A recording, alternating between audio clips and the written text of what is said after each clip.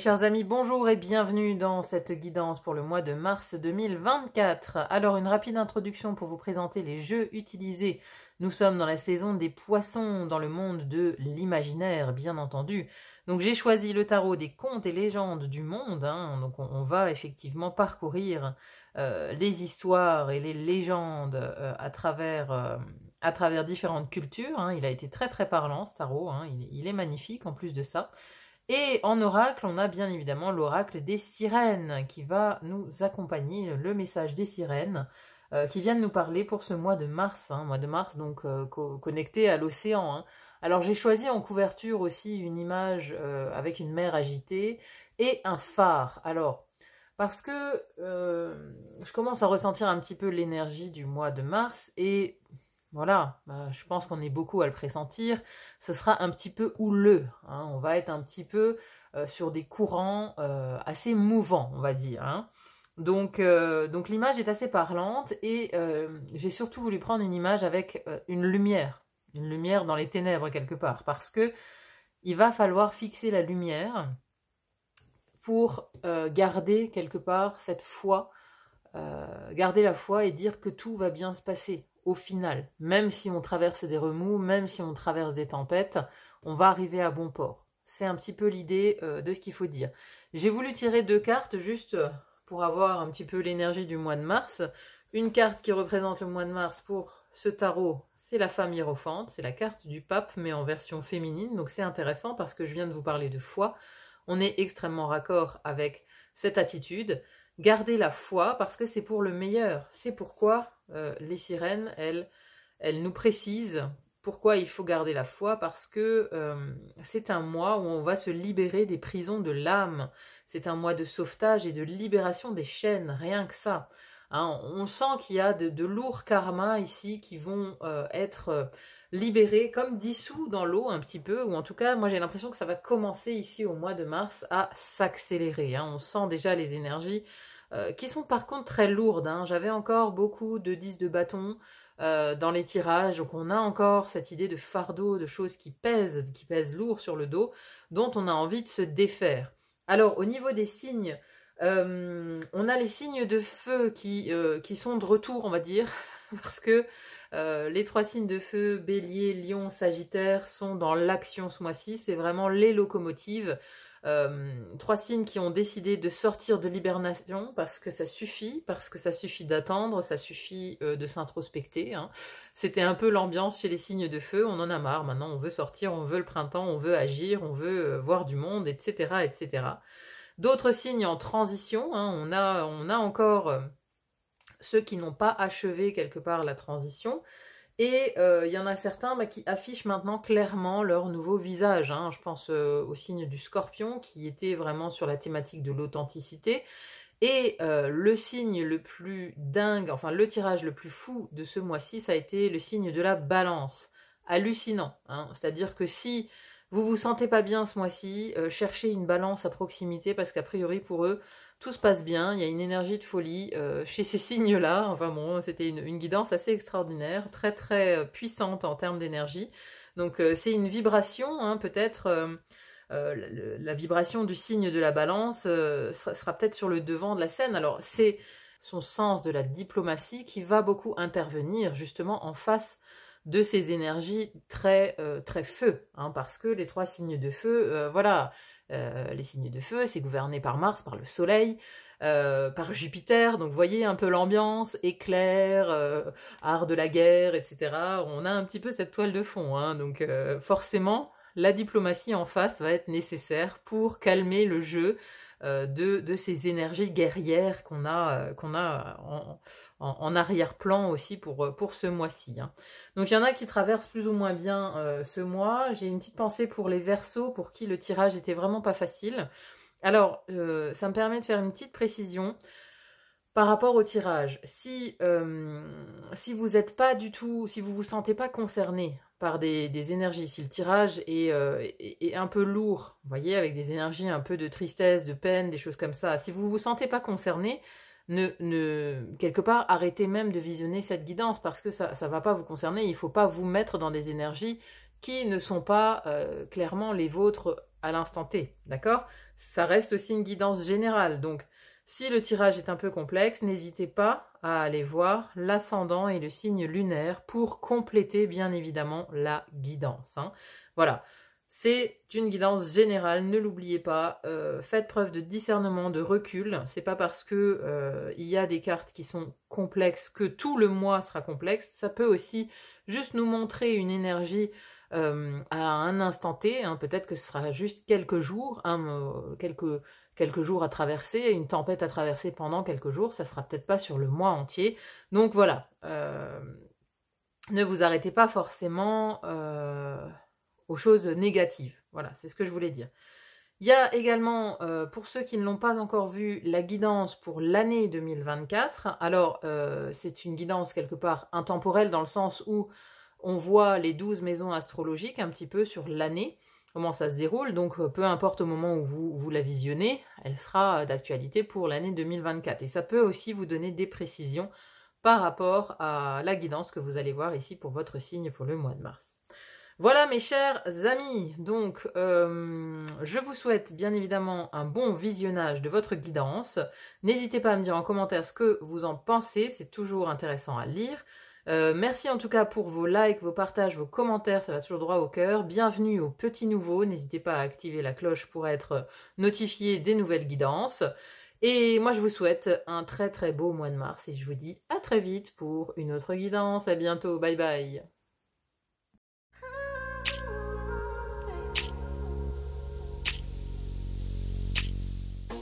Mes chers amis béliers, bonjour et bienvenue dans votre guidance pour le mois de mars 2024. Alors déjà, je tiens à souhaiter un joyeux anniversaire aux béliers du mois de mars. Très très bel anniversaire à vous. Allez, on voit tout de suite ce qui se passe dans votre mois de mars. Alors, l'énergie d'où vous venez, comment vous entrez dans le mois. Vous avez ici la carte de l'ermite. Alors, c'est comme si, pendant le mois précédent, en février, il y a quelque chose qui était en gestation. Vous avez pris le temps de prendre du recul. Vous avez pris le temps de réfléchir à un certain nombre de choses. Vous vous êtes peut-être éloigné du monde, vous vous êtes mis dans votre bulle pour laisser germer une nouvelle idée, pour laisser germer un nouveau projet, pour laisser grandir quelque chose, hein. Moi, j'ai vraiment l'impression qu'on s'est mis en retrait. C'est un peu le calme avant la tempête, mais la tempête saine, hein, parce que ici, on voit qu'au mois de mars, il y a quelque chose de grand qui sort de vous, hein, il y a quelque chose, il y a un gros projet très lumineux qui voit le jour, hein. Donc, il fallait, à mon avis, le mois précédent pour bien poser les choses, bien réfléchir, bien travailler autour de ce projet, hein. Donc, c'est l'énergie d'où vous venez, c'est l'ermite, hein. Alors, là, c'est le mois de mars. On a les deux premières maisons ici qui sont les maisons de l'air. Alors, dans la première maison de l'air qui nous parle de vos communications et de votre intellect, hein. Donc, c'est la maison du mental. C'est la maison du mental, mais aussi de comment on communique avec les autres. Et on a ici la belle carte des amoureux. Alors, ici, je vous disais, il y a quelque chose de beau qui voit le jour ce mois-ci. Et on a surtout de belles idées, déjà. On a un mental qui fuse, mais qui est passionné, qui est intéressé. On est très intéressé par ce qu'on fait, on aime ce qu'on fait, on est sur la voie du cœur, on a... alors, pour certains d'entre vous, c'est peut-être le moment où il y a une nouvelle formation ou de nouveaux apprentissages qui sont en cours et qui vous passionnent, hein, c'est possible aussi, c'est aussi la maison des apprentissages. Mais en tout cas, on voit ici qu'on y met beaucoup de cœur. Mais il y a une notion de même les opposés s'attirent. Vous voyez, peut-être que vous allez vers un nouveau domaine, vous allez explorer un nouveau domaine que vous ne connaissez pas du tout. Mais vous voyez que votre cœur, en fait, il aime ça.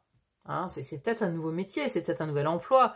Vous allez vers quelque chose, en tout cas, qui était peut-être à l'opposé de ce que vous faisiez jusqu'à présent. Enfin, peut-être pas à l'opposé, mais du moins différent. Et on voit que ça vous met du baume au cœur. En tout cas, votre intellect, il est content, il est heureux de la manière dont vous nourrissez votre intellect, dans la manière dont vous nourrissez votre mental. Hein, parce que là, c'est un mental qui carbure. Hein. C'est un mental qui carbure, qui est au service de votre réussite, au service d'un grand projet. Hein. Donc tout le mental, il est vraiment allié au cœur ici, pour vous mettre quelque part sur une nouvelle voie. Hein. C'est comme, voilà, vous voyez, la tête et le cœur. Hein. La tête par la bête ici, le cœur par la belle. C'est comme si la tête et le cœur s'alliaient pour un grand projet, pour quelque chose qui vous anime vraiment, qui vous anime, que vous portez au creux de vous et que vous avez envie de voir grandir. Hein, c'est vraiment un nouveau projet ici. Vous êtes sur la nouvelle voie. Pareil, dans vos communications, on voit que vous êtes passionné. Vous êtes passionné par quelque chose. Hein. Vous avez fait le choix ici d'une voie peut-être que vous n'aviez pas explorée jusqu'à présent, mais en tout cas qui vous anime d'une nouvelle force. Et ça se ressent en fait. Ça se ressent dans vos communications. Vous parlez beaucoup autour de ça. Autour de ce qui anime votre cœur. À côté de ça, on a la relation aux autres. Alors, relation aux autres, association et contrat. Donc les autres, ça peut être les amis, la famille, les relations professionnelles, votre environnement proche, etc. Alors, ici, ce cadre de couple, il est illustré d'une manière... chaque carte évoque un conte, puisque là, on est sur le tarot des contes et légendes. Mais ici, c'est assez parlant parce qu'on a... donc c'est un conte chinois. Enfin, ça c'est l'empereur de Chine et le rossignol.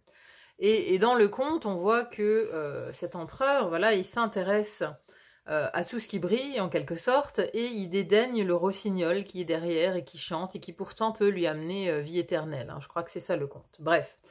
En tout cas, il y a ici une idée de délaisser quelqu'un ou quelque chose, parce qu'ici, c'est dans la maison de vos relations. Donc, c'est comme si vous étiez focalisé sur des relations qui vous rapportent, alors qui vous rapportent peut-être matériellement, ou qui vous font progresser, on va dire, dans la sphère professionnelle, et derrière, on a ce rossignol qui chante, et vous ne l'entendez pas. Parce que on a l'impression que ce mois-ci, c'est peut-être un peu compliqué au niveau des émotions, au niveau de la sphère émotionnelle. Moi, j'ai l'impression que ici, vous êtes focalisé sur peut-être des nouvelles relations, mais des nouvelles relations qui brillent, parce qu'après tout ce qui est neuf brille, forcément. Quand on a des relations de longue date, on a en général connu des hauts et des bas, il y a toute une histoire, quand ce sont des nouvelles relations, tout est beau jusqu'à ce qu'on creuse un peu et qu'on trouve les écueils des personnalités, c'est toujours pareil. Donc ici, on a peut-être plein de nouveaux contacts brillants qui sont vraiment qui sont intéressants, parce que voilà, vous les rencontrez peut-être par le biais d'un projet ou d'un emploi, parce qu'on voit ici projet, finance et emploi, c'est extrêmement lumineux, c'est très mis en lumière ce mois-ci chez vous les béliers. Donc voilà, vous focalisez peut-être beaucoup ici sur des nouvelles relations et vous en dédaignez une en particulier qui pourtant chante et essaye d'attirer votre attention. Voyez ? Peut-être que ici vous donnez tout à un nouveau travail, vous êtes complètement focalisé là-dessus et à côté de ça, vous avez peut-être votre mari ou vos enfants ou quelqu'un de votre famille que vous ne voyez pas ou que vous ne voyez plus et vous n'entendez plus son chant. Alors que là, voilà, c'est peut-être un avertissement aussi pour vous dire attention, ne dédaignez pas ceux qui sont là peut-être depuis longtemps à vos côtés, pour favoriser les nouveaux arrivants. Alors, ça, c'est vraiment dans les relations aux autres. Mais en tout cas, voilà, on voit que on est focalisé ici sur la nouveauté et sur ce qui brille, sur ce qui rapporte. Sur ce qui a un intérêt nouveau, un intérêt neuf. Vous voyez comment ça résonne. Ensuite, on a ici la maison de l'eau, avec la première maison de l'eau qui nous parle de votre vie intérieure, de votre spiritualité et de votre philosophie de vie. Alors ici, on a le 7 de bâton. On a cette personne qui est alors très travailleuse, très endurante. Là, il y a une question de... moi, j'ai presque l'idée de forgeron, en fait. On se forge quelque part une nouvelle spiritualité. On se forge une nouvelle philosophie de vie. Parce que, voilà, vous avez longtemps médité ici. Vous avez fait peut-être une grande introspection. Et vous avez choisi une nouvelle voie. Et ici, c'est comme s'il fallait faire rentrer quelque part cette nouvelle voie en tapant ici sur ces piquets. Il fallait faire rentrer cette nouvelle voie en vous, dans votre intériorité. Peut-être même vous convaincre que c'est la bonne voie, que c'est le bon projet, que c'est ce que vous avez toujours voulu, etc. etc. Il y a un petit peu de ça. Il y a une idée d'être endurant, travailleur, de vouloir se forger quelque part une nouvelle une nouvelle philosophie de vie. Voilà, c'est un moment où voilà, on a traversé pas mal d'épreuves, on a traversé certaines choses, et maintenant, il y a un nouveau leitmotiv. Vous voyez, on est animé de l'intérieur, c'est la vie intérieure aussi, on est animé par une nouvelle envie, une nouvelle volonté, un nouveau désir, un désir d'acter ce changement dans le marbre, parce que vous avez envie que ce soit lumineux et que ce soit pour longtemps. Parce que le changement, là, vous le voyez arriver et vous avez envie d'acter ça à l'intérieur de vous. Hein, donc, voilà, c'est comme si on tapait sur ces piquets pour faire rentrer la nouvelle vision de la vie, la nouvelle spiritualité. On veut l'ancrer dans nous-mêmes. On a un désir vraiment d'ancrer une nouvelle vision de la vie en soi. Alors, à côté de ça, on a dans la vie sentimentale, la vie intime et les émotions, on a un 10 de bâton. Alors, le 10 de bâton, c'est la grosse fatigue. C'est la grosse fatigue. Et sur cette illustration, on a cet arbre qui pousse dans un crâne, qui pousse de quelque chose d'ancien, de quelque chose qui est mort, de quelque chose qui n'est plus. Donc c'est une belle illustration, mais là, voilà, ça va peut-être de pair avec cette relation, avec ce rossignol qu'on a ici sur cette carte, que vous dédaignez un petit peu. Voilà, il s'agit peut-être d'un partenaire sentimental, ou alors d'une vieille histoire, d'une histoire passée, d'une histoire ancienne, mais qui vous fatigue beaucoup. Parce que le 10 de bâton, c'est le moment où on est fatigué, mais c'est aussi le moment où on porte tout sur soi. Vous voyez, c'est comme ici, si vous êtes en couple, vous avez l'impression peut-être de porter votre couple sur votre dos, de porter toute la charge, toutes les émotions, quelque chose de lourd. C'est peut-être aussi pour ça que vous êtes parti vers des projets, vers un nouveau projet professionnel, peut-être parce que à la maison, c'est trop lourd. Dans votre foyer, dans votre intimité, il y a quelque chose de trop lourd et vous avez besoin de nouveautés pour contrecarrer l'ancien ici. Parce que on a quand même ce crâne, hein, donc moi j'ai quand même une notion de quelque chose de vieux. Quelque chose de vieux qui fait émerger du neuf, mais voilà. Où les branches, elles ont trop vécu, quoi. On a quelque part testé toutes les possibilités, vous voyez. On est en couple depuis longtemps, et puis bon, voilà, on a connu des hauts, des bas, on a testé toutes les voies possibles. Hein, après, le 10, c'est aussi une clôture de cycle. Donc, voilà, certains d'entre vous pourraient être aussi sur la fin d'un couple, sur peut-être une éventuelle séparation, ou en tout cas quelque chose de lourd. Quelque chose de lourd. C'est une possibilité. Pour les célibataires, on voit que, alors c'est peut-être un domaine de vie ici, les émotions... Alors ça vous fatigue plus qu'autre chose. Vous n'avez pas envie de vous y intéresser, quoi. Vous préférez laisser mourir ici cette part de vous, quelque part, pour l'instant, parce que vous avez mieux à faire. Vous avez mieux à faire. Mais voilà, on a un sentiment de lourdeur dans les émotions, et c'est pour ça, je pense, que vous êtes plutôt en mode action.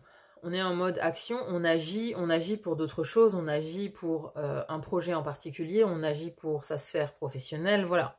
Parce que on veut écarter peut-être aussi la difficulté qu'il y a ici dans la maison des émotions. C'est une possibilité. Alors, ensuite, on a la maison du feu ici. Première maison du feu qui nous parle de votre énergie, de comment vous êtes perçu, de votre personnalité, hein, de votre personnalité vue de l'extérieur, vos actions. Et on est ici sur un 2 de denier. Donc, on a quelque chose quand même d'hésitant. Il y a l'idée de devoir jongler entre là on a deux personnes, mais entre deux voies, entre deux possibilités, entre deux choses concrètes du quotidien. Hein, c'est comme ici, on a, je vous disais, les opposés s'attirent, mais il y a une notion du mental, du cœur. Vous voyez, on a ce deux, on a ce couple là déjà, le choix.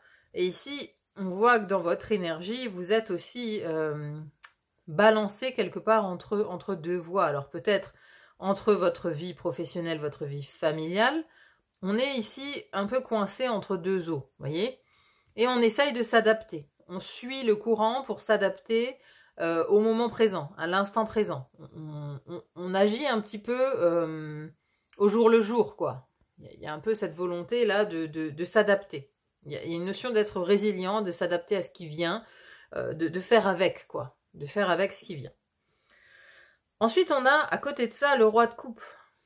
Ici, on est dans la maison de vos projets, de vos créations, de l'expression de soi, aussi des visions d'avenir. Et ici, on a un roi de coupe. Alors, il est illustré magnifiquement dans ce tarot par un beau dragon. Mais on a un côté roi de coupe ici qui est... d'habitude, voilà, on est plus sur la sensibilité, quelqu'un qui maîtrise ses émotions.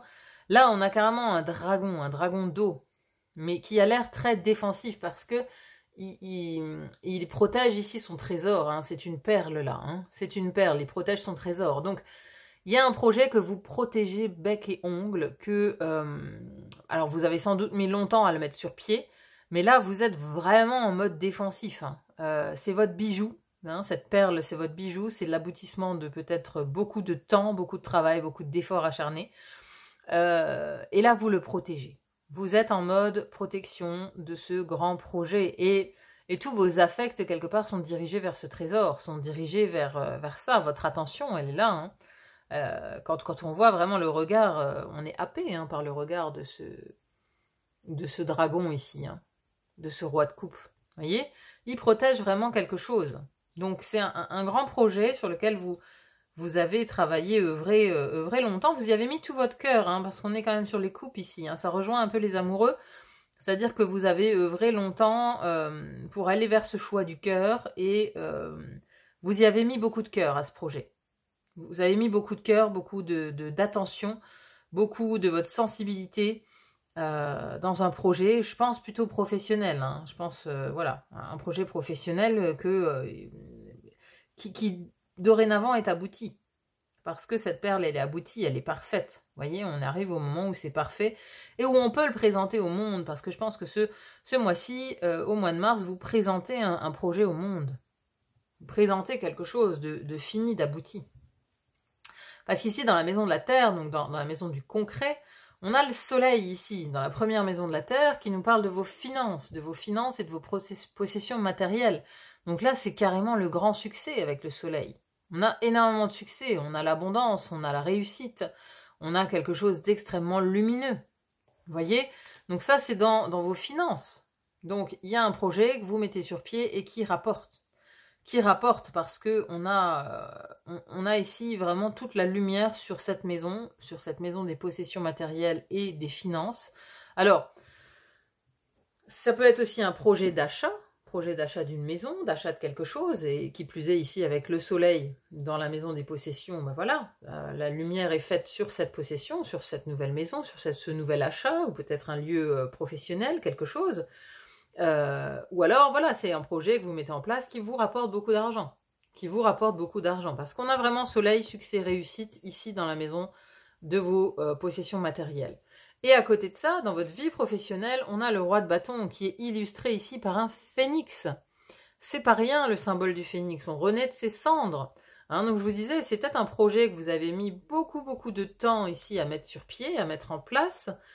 Et le fait de le porter au monde maintenant, ça vous fait renaître de vos cendres. Le roi de bâton, c'est extrêmement bénéfique dans la maison de la vie professionnelle. C'est aussi c'est aussi la carte de l'entrepreneuriat.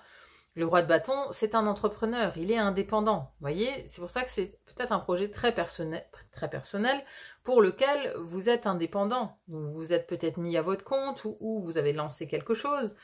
Mais en tout cas, il y a beaucoup de lumière, beaucoup d'assurance, beaucoup d'enthousiasme, de dynamisme dans votre vie professionnelle ce mois-ci. Vous voyez, on renaît de ses cendres. Et c'est pareil, parce que je pense que c'est quelque chose que vous aimez faire ici. Si pendant de longues années, vous aviez un job peut-être alimentaire, où vous étiez obligé, où vous étiez plus bien, où vous étiez plus raccord, là, on a une notion de renaître de ses cendres. On a une notion de faire quelque chose qui fait plaisir, de faire quelque chose qui anime le cœur. Hein, et donc voilà, beaucoup de lumière, hein, vous voyez, le phénix ici il est enflammé et à côté de ça on a le soleil, donc ce mois-ci c'est vraiment cette maison de la terre qui pour moi est la plus illuminée. Là il y a vraiment beaucoup de lumière qui est attirée vers votre maison professionnelle. Donc il y a quelque chose qui démarre là, il y a quelque chose qui démarre au point de vue professionnel. Et en fin de mois, vous en êtes où? On a la 5 de bâton. Donc c'est drôle parce que vous rentrez dans le mois avec une énergie très calme, avec l'énergie de l'ermite qui a longtemps préparé son coup, ou étudié, ou il s'est retiré pour faire le point, etc. Et à la fin du mois, on a quelque chose d'extrêmement énergique. On a un 5 de bâton. Le 5 de bâton, c'est la compétition. On est en compétition, on se bagarre, on défend son beefsteak. C'est pas le conflit, c'est la compétition. Hein. Il y a une petite nuance, hein, parce que c'est pas la 5 d'épée. La 5 d'épée nous parle de conflit. Ici, on nous parle de compétition saine, quelque part. Hein. Voilà, on se bagarre avec les autres qui font la même chose que nous. On essaye de tirer son épingle du jeu.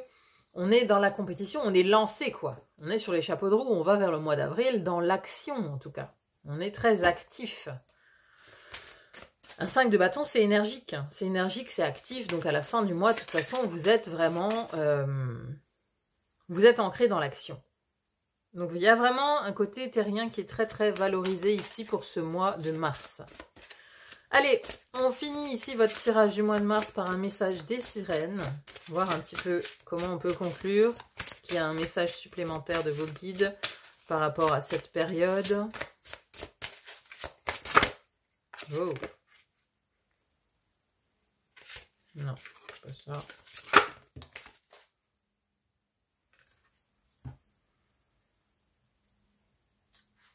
Qu'est-ce qu'on a? Nostalgie. Dépérissement, souffrance de la séparation. Ça résonne avec ce rossignol et ce 10 de bâton, hein, selon moi. Alors, on va lire la carte. Mais voilà, si vous êtes effectivement dans la nostalgie, dans le dépérissement, mais c'est pour ça que vous allez vous occuper d'autre chose, en fait. Parce que vous avez besoin d'oublier ça, cette lourdeur-là. Vous avez besoin d'oublier ça. Alors... Nous avons si souvent pleuré des gens, des lieux, des choses qui ne nous étaient pas destinées. Être une sirène, c'est s'immerger et nager en profondeur, et nous ne comprenons pas l'indifférence, oui. Comme dans votre histoire de la petite sirène, nous avons fait des folies, échangé des serments et enduré de terribles souffrances par amour, pour un être ou un lieu que nous ne pouvions pas obtenir sous cette forme. Être une sirène, c'est ressentir qu'on vient de l'eau, sans jugement, sans logique humaine. Tout notre potentiel a à voir avec l'eau, la psyché, les émotions et l'amour. Et cette nostalgie nous fait parfois souffrir, au point de nous faire mourir de chagrin. C'est pourquoi nous venons vous voir, car nous savons que vous souffrez aussi. Nous savons que vous avez parfois l'impression que votre âme va se détacher de vous et partir à la recherche de ce qu'elle désire. Mais nous sommes venus vous dire que ce sentiment passera. Vous allez faire une percée, vous serez de nouveau capable de ressentir, d'aimer, d'adorer, de guérir. Il est possible que vous vous interrogiez sur votre santé mentale, sur votre rapport à la réalité, comme vous dites. La nostalgie est un sentiment douloureux. C'est ce qui arrive quand deux âmes sont séparées par le destin et ignorent quand et si elles seront réunies. C'est normal, les créatures de la mer et de la forêt l'éprouvent aussi, tout comme vous. La souffrance s'éteindra, et si votre destin est d'être réuni à l'autre, par la force du désir, cela sera. Nous connaissons ce sentiment et nous voulons vous réconforter. Vous devez embrasser la beauté de ce sentiment, sous peine de ne pas le connaître du tout. C'est...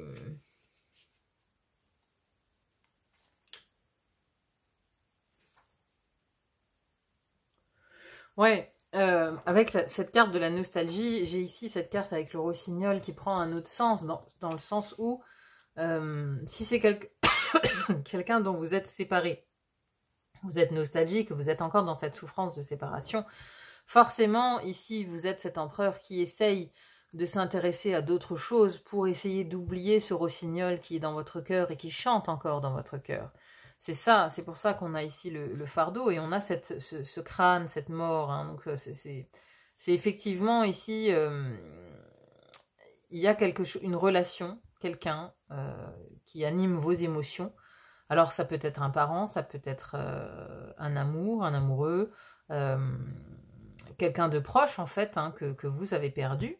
Alors que vous avez perdu soit physiquement, soit la relation est coupée, vous ne vous parlez plus. Il y a une rupture, voilà, il y a quelque chose, vous êtes séparés. Et donc, pour essayer quelque part de... vous essayez de vous détourner de ce rossignol parce que ça vous fait mal, ça vous fait de la peine. Ça vous fait de la peine, ça amène le fardeau, ce sentiment de lourdeur qu'on avait ici dans les émotions et la vie sentimentale. Du coup, voilà, c'est pour ça que vous vous tournez vers autre chose. Vous vous tournez vers peut-être de nouvelles rencontres, de nouvelles personnes, du neuf pour essayer d'oublier ce rossignol qui chante. Hein, je pense que c'est ça l'idée en fait. Mais voilà, comme on le disait à la fin du texte, le renouveau arrivera.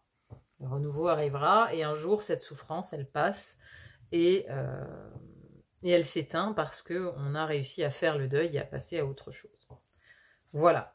Bon, bah écoutez, c'était la conclusion des sirènes. J'espère en tout cas que ça vous a parlé, que tout ça aura résonné en vous. N'hésitez pas à me dire en commentaire ce que vous en avez pensé et comment ça vous parle, hein, comment ça s'illustre dans votre vie. C'est toujours intéressant à lire.